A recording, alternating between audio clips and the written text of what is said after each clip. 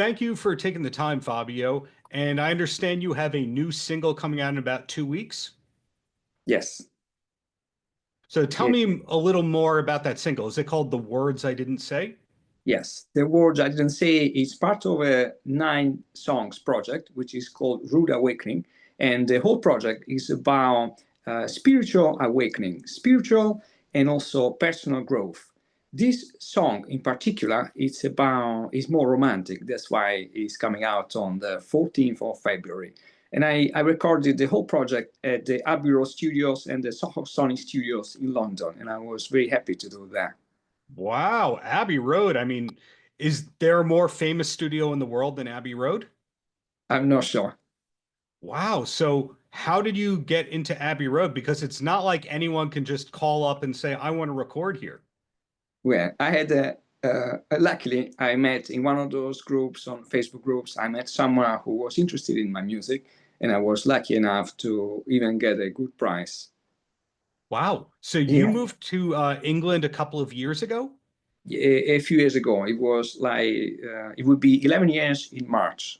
Hmm. I firstly came here as a student. I was an exchange student in South Devon, but then I went back home in Naples, and I was doing like creative jobs. Then at some point, I decided I want to come back here because I appreciated the vibes, the creative vibes.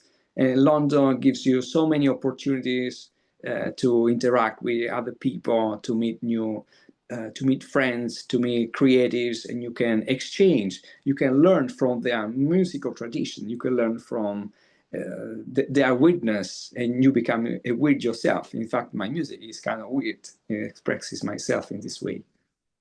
What I've heard, and you can tell me if I'm wrong, is Italy is not a great country for guitar players, that you usually have to leave Italy if you want to pursue more of a guitar kind of career. Am I incorrect about that? Yeah, I have to say, is not a great country if you want to play music, instrumental music, just music. It's probably a very good country if you want to play opera, if you want to sing opera, of course, or if you want to play like an orchestra or a band with a singer. But if you want to do something more instrumental, like my case, you need to move abroad, probably to the UK or the United States. That's what we think. Right. So what or who made you want to start playing guitar in the first place? It was thank you to Jimi Hendrix because I heard him.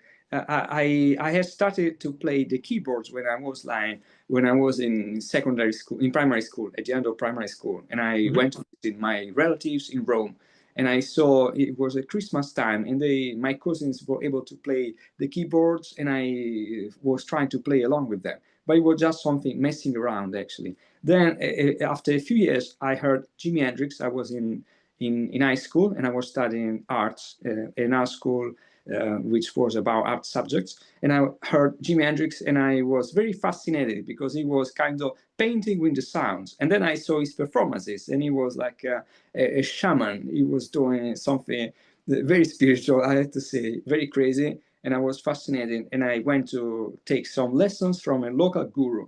And a local guru in my hometown, he gave me like he took me under his protective wings for a few months, and then he told me, now you have to carry on yourself because music is a journey of self-discovery. So you will learn how to play the guitar, how to make music, and also how to grow.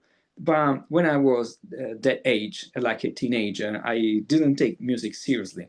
So it was something that really came back when I was an immigrant, and I felt that I had to come to terms with changing country, changing the way you relate to each other, even the temperature, everything was so different. So I had to find a new friends, and I discovered that I like play the guitar, and I went to visit a couple of friends of mine, and they were guitarists themselves. It was an afternoon, and at some point I was walking by a town, a Fleet, not so far from London, and I saw an advertisement looking for solo guitarists. I walked in and I spoke to the manager, and he told me, we are looking for a guitarist, so you can arrange any type of music, and then you can entertain the guests. And I said, okay, give me a try.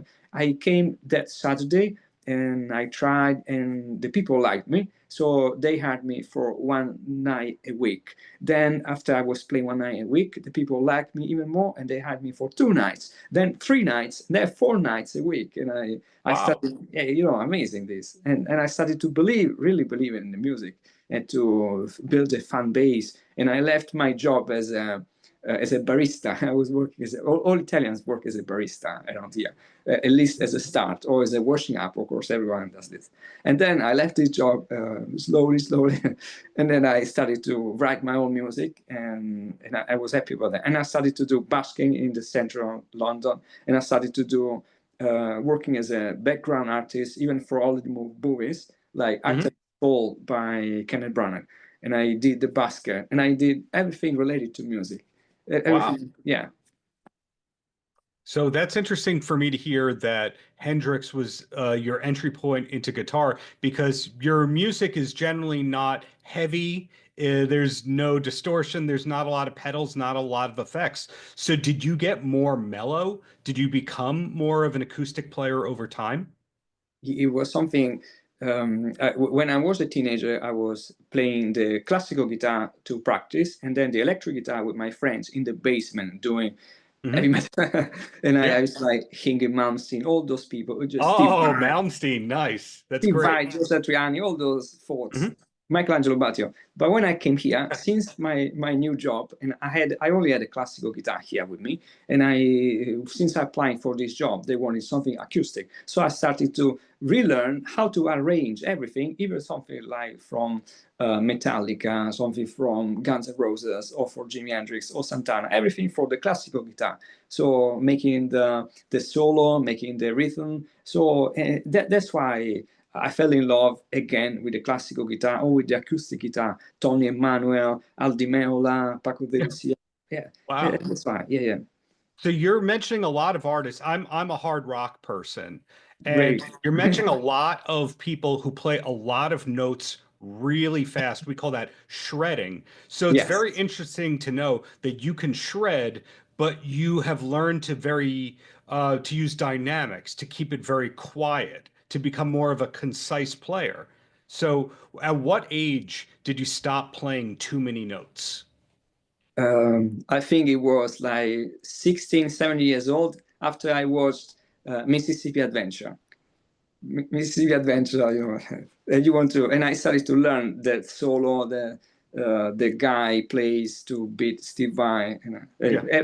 all of us, we were young players. They were, you know, the drummer, the bass player used to like Jaco Pastorius. You know, the drummer used to like what is called Dennis Chambers. So you Oh know, yeah, that's true. we wanted to do something absolutely crazy.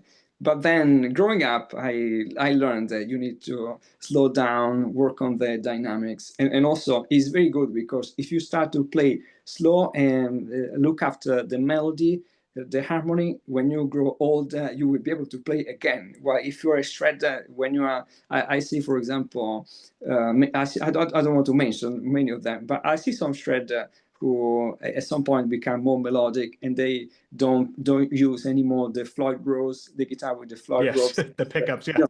But I mean, Steve Vai, Joe Satriani, Yngwie Malmsteen, they can still do. They will be able to do it at 90 years old without problem. But Yeah. other shredders, they had to use the melody. But in my dreams, there's also I would like to also play something more either funk or either more shredding. Yes, but at the moment I'm focusing on the melody, on this kind of personal journey. That's why my debut was about the self-discovery, personal journey in different areas. It was a spiritual, it was more romantic, like this song in particular.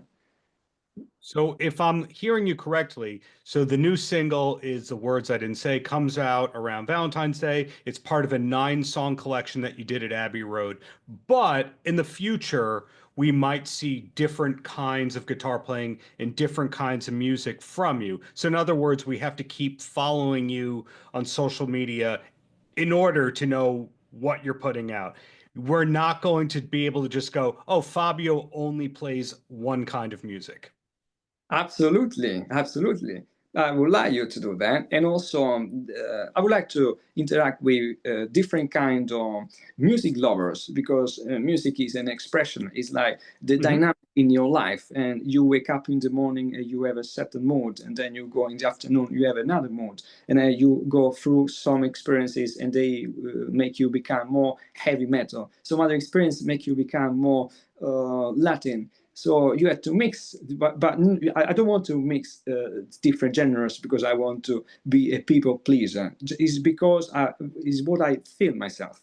So at the moment I feel this, and I appreciate the work in life of Frank Zappa, because he did whatever he wanted to do. He's the employee of himself, and that's why he could do it. So hopefully I will be able to stand like a multi-dimensional musician.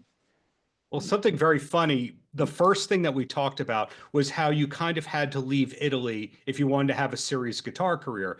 Yet Steve Vai, Joe Satriani, Frank Zappa, these are all people who identify as being Italian, Yeah. Italian American, but they talk about how Italian they are.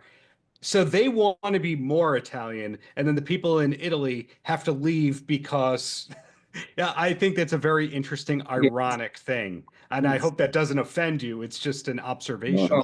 no, I appreciate, actually, I appreciate that, because I see, hopefully, we are still recognized. Because what I always say about people like Steve Vai, Joe Satriani, I say they have the Italian heart with the American technique.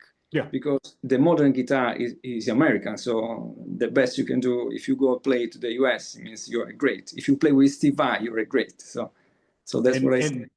And Vito Bratta. I mean, Yes. I'm going to say half the people who can play too many notes and do it well were of Italian descent. So great company, right? Michelangelo Batio, the hands without shadow. Something. Exactly. So two quick questions and then you're done with me. And the first one, when you're not busy with guitar and music, what's your main hobby or passion? Is there one? Yes, yeah, I actually love. The reason why it took me so long to do something serious with music is because I'm also a portrait artist. I'm also an actor, especially for theater, and I'm also a set decorator, stage designer. I've done many jobs. Yes, but unfortunately, I haven't been able to focus on just one thing, like the grandmasters we are talking about. And that's why it took me so long. But hopefully now I will be able to build my own musical kingdom. Yeah, better late than ever. And the last question is, what's the last concert that you went to as a fan? The last concert as a fan, I would like to tell you the last most amazing concert I saw as a fan. This was Yngwie Malmsteen at the Palladium in London. And I was like, it was like 6 feet away from the stage. I was under the stage and I was exchanging the horns, making eye contact. Yeah, amazing. And I took some video as well, and it was amazing.